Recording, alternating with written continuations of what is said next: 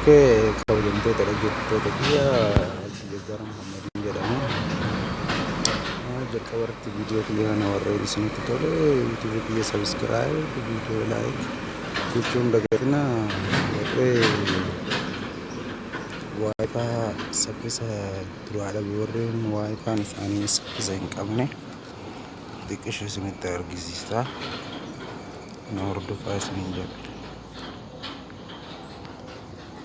Kabajamtoota dhaggeeffattoota kiyya asirratti warreen waayifaa isaanii saffisa hin qabne baana urjii kokkoo duwwaa duwwaa duwwaa yeroo lama takka riqicha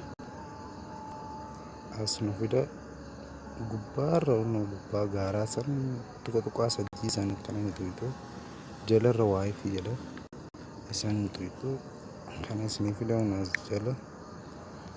as jala duwwaatu jira. Duwwaa kana guutumaan guutuu ni balleessitu 8